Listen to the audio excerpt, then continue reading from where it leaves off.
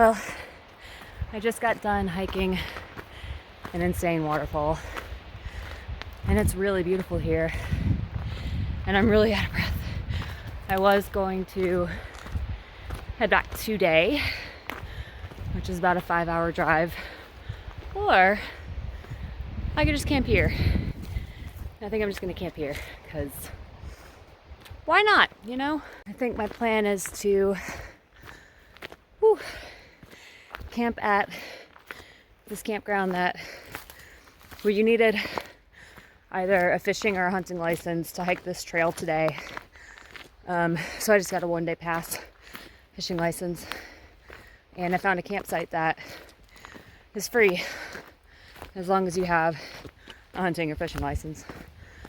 So I think I'm gonna stay there tonight, and yeah, this area is just like so, I mean,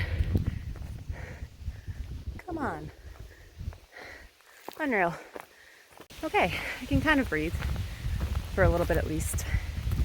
I took this trip because I've been just like so stressed out at work and with rebuilding the house, and I planned on just camping last night, like I said, but it took me a while to get over here today. I had to go through Atlanta, and there was 2 accidents, which was like an extra hour on the total trip time. But it is what it is. I think that was maybe the universe telling me like, hey, I know you plan on working on the house tomorrow, but slow down. Go have a weekend by yourself to just relax and recenter. The work is always going to be there, but moments like this aren't. So take advantage of them.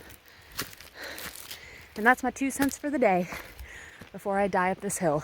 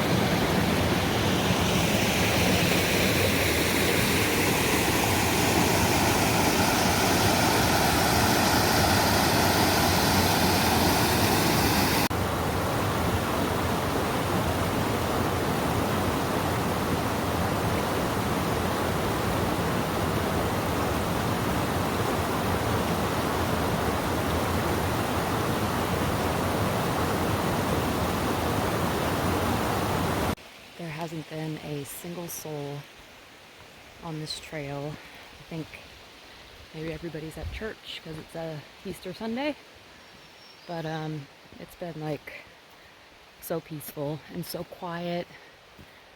You just hear like birds and walking next to the creek, the water, and man, it's beautiful out here.